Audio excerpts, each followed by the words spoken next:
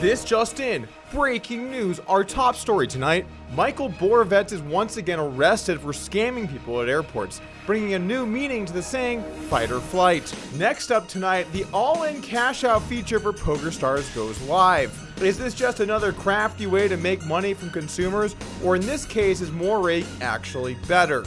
It's not. Also tonight, Jesse Abramowitz makes a little bit of a questionable mistake on Poker Night in America. Don't worry, Jesse, making a questionable decision on Poker Night, you're in good company. And finally tonight, retired has-been poker player posts 17 consecutive days straight to YouTube. But how long can this guy keep the show going for? Also, has he considered calling it Poker Hands? Just came up with that. All of this and more tonight on Poker News. So we've got some interesting stories coming up here and I want to talk about them. But before we jump into that, I want to let you guys know that we've been posting videos every day on the channel and I've been getting a lot of questions like, how long are you going to keep doing this for? I really don't know. I'm planning on doing the next 2 or 3 months basically every day as much as I can, and then we're just going to see what happens from there. But I will say it does make a big difference in terms of the success of the channel when you guys subscribe and also like the video. So if you like what you're watching, make sure to do those things and stay tuned. All right, let's talk about our first story. If you guys are not familiar with this guy, it's been going on for some time. In fact, there's a 2+2 thread that dates back to years ago where people were talking about this guy running scams. I am, of course, talking about Michael Borovetz, a well-known scammer, when what he would do is he would come up to people at the airport and give them sad stories in an attempt to get money in order to scam them. It's a pretty low-level operation all in all. What's interesting about this story is that there are so many accounts of it. In fact, the guy went on to Joe Ingram's podcast. Let's take a look at a couple of the clips. I was doing well for like 9 months, and then finally they took off the ankle bracelet because I had made so much progress. And after they took the ankle bracelet off, I relapsed and went to Atlantic City and started asking people for money, scamming them, lying to them to get money. And the judge found out because I got a ticket in Grand Central Station or Penn Station for asking for panhandling, and the judge found out about it, and then they basically locked me back up for a week, and they released me, and they said, we're going to give you a last chance contract. You have, any more reports of you gambling or asking for money or anything, we're going to send you to prison. And so I was released a week later, and then I screwed up again. I was asking people for money again, and the judge found out. I guess one of the managers at my program let them know. And make a long story short, that they put a warrant out for me, and I ran away, and I went to California, and I stayed in Los Angeles all summer, and then I got arrested at the LAX airport, and they ran my name, and they found out that I had a warrant out of New York. They brought me back to New York, and the judge said, we've given you enough chances, Mr. Borovetz. I'm going to sentence you to prison. So next thing you know, I was sentenced to 1 to 3 years in the New York State Department of Corrections in prison. It's pretty clear to me this guy does not have his shit together, and it's actually kind of surprising that it's gone on for this long. There's also a thread on 2+2 which details many of the different stories that people had in terms of interactions with this guy and scams that he ran. So if you're interested in that, I'll put a link in the description below. We don't want to cover this for too long, but the main point I wanted to make here is you can't trust people, guys.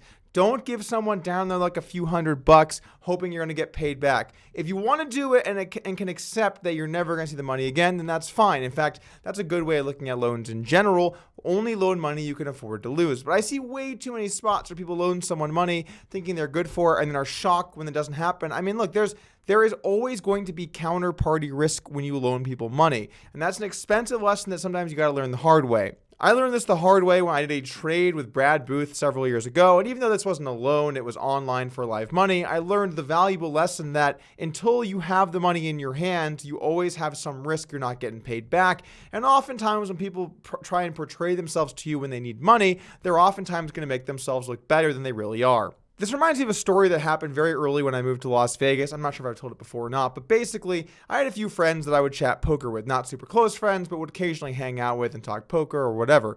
And then one day, one of them showed up at my house, and he said, Doug, I got a really tough spot. I wanted your opinion on it. And I said, yeah, what's up? And he said, so let's just say you had this friend, and he was in a bad spot, and he needed money. And you knew he was good for it. When you loaned him the money, would you make him pay interest on it or not? And I said, well, if he was a good friend, and I trusted him, then I wouldn't. But why does he need the money in the first place? What happened, and how do you know he's going to be good for it? And the guy said to me, well, okay, that's good to know. So can I get $20,000? Now, it's been a little while, and so maybe I have a couple of the details there wrong because I told the story before. But the premise is certainly true, which is a lot of times in poker, people you don't think need money are going to end up needing money, and don't give it out unless you're okay not seeing it again. Next up, let's talk about this PokerStars cash out feature. Essentially, the way this thing works is when you get all in, PokerStars will give you an option. You can either run the pot out as normal, or you can pay a small fee, and then they'll just give you your equity in the pot. I think PokerStars is trying to do two things when they make this move. First off, it makes it so that losing players or risk-adverse players are going to last a lot longer when they play. The problem for PokerStars is bad players bust quickly, but if when they get all in, they can choose just get part of their money back, well then they can play for much longer and make the house a lot more money. The other upside for Stars here is that it gives them increased revenue. You're going to be paying a percentage of the pot whenever you use this feature. Here are the important details according to this post on 2plus2 quoted by PokerFuse. PokerStars has rolled out all-in cash-out to select play money tables on a trial basis. There is a 1% premium on cash-out pots. PokerStars acts as the house here and can win-lose depending on how the pot goes. Set to replace run it twice feature, to be available across all tables including short deck hold'em, and everyone gets the choice and it works in multi-way pots as well. There are a few things at play here. For starters, removing run it twice is something that I think a lot of players will be unhappy to see. And I also think this is going to make it so there's a lot more fish on short stacks. And in those situations, it's a lot harder to get an edge against them, even though they're going to make mistakes. The more big blinds you have in play, the larger your mistakes are. So we're going to see more and more short stacked fish who just don't bust and play on 3 to 10 big blinds. Doesn't sound good for the game. Also, I can think back to all of the years of pros saying that they run the worst. If they could just cash out their equity, they would do it. I'd even seen people propose to other people that can they just pay them a premium for just their all-in EV. I've seen this a million times, but it doesn't mean that it's something you're going to want to use as a pro because it is a 1% premium. You don't get big edges in poker, and giving up 1% whenever you're all in, it's going to really add up to a lot of money. All in all, this is just another day of PokerStars chipping away at the edges that regs can have and trying to make another dollar off of their player pool. But the thing is, you do get a choice. You can choose to not play there.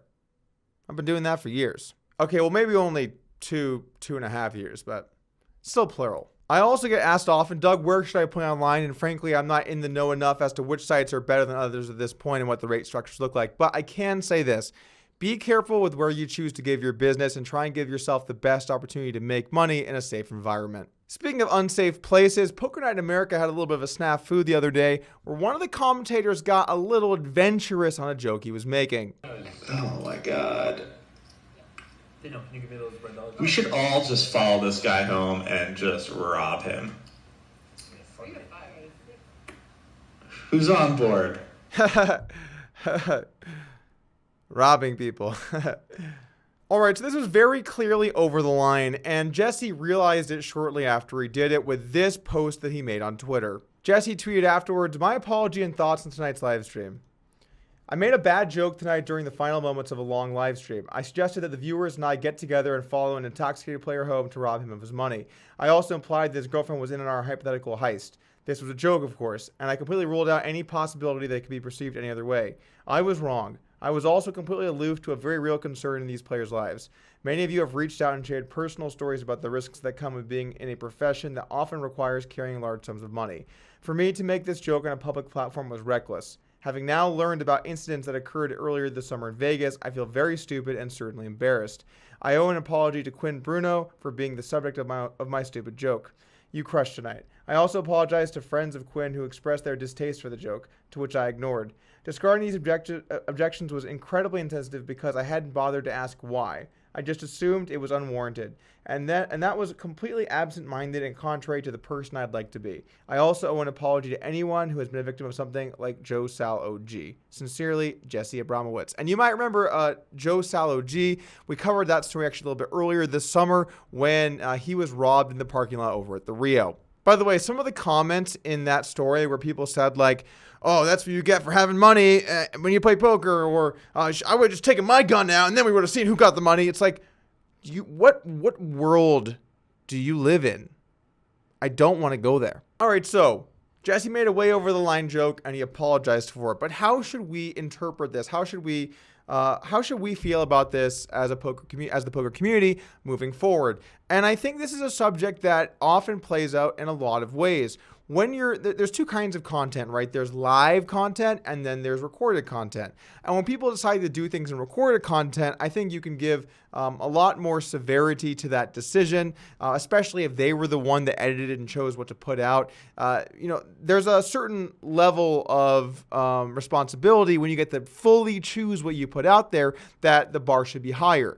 But live content's not like that. And that's why when we see things like Twitch, we see many, many instances where people say things in a live setting that they really shouldn't do. And then you think about it like this, right? Let's say you're a streamer. You might stream 100, 500, 1,000 hours a year. It just takes one moment where you make a bad joke or distasteful joke, and that can be what defines you. I've probably only streamed 4, 5, 6, 700 hours of live content overall. But even over that stretch, I remember at least a couple of instances where I said something and afterwards I felt like I shouldn't have worded it like that, or I shouldn't have said that. And I can think of one specific example when I was playing in some mid to high stakes tournament and I got all in on the turn where someone ran a really dumb bluff and I called them with a hand like kings and they had ace rag for nothing and they banged off an ace in the river, to which I said while live streaming, gay. And then I felt bad afterwards because that's not even a word that I would use normally. I so rarely use that. In fact, I don't even know why I said it to begin with. But here's the thing. Even though I felt bad about it, it's a live stream. You can't take that back. Should I have said that? No. I don't say that often, and that's not who I am. But you can't take back what you did say when you're live. And so I do feel for people when they have these moments where they say something that they shouldn't. But that doesn't mean that just because it's live, you can say whatever you want and it's all just dandy. And that's where I think this starts to turn into a very complex, conversation.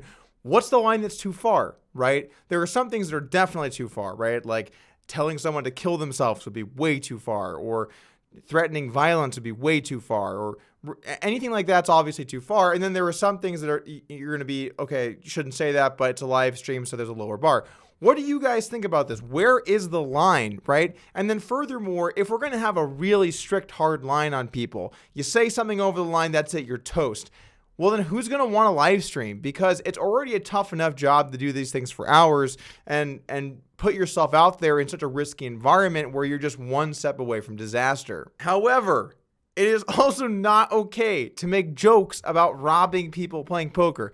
Definitely over the line. So, I think that how I would kind of view this, I think there's two lines. There's a soft don't do this line where when people say something, it's like, don't do that. And like afterwards they can say they're sorry if they want to, but it shouldn't affect them too much. And then there's like a hard, this is too far line. And I think this is actually pretty close for me. I could see this going either way. I think because it was attempted to be a joke really far into a live stream, I'd probably give this guy a second chance.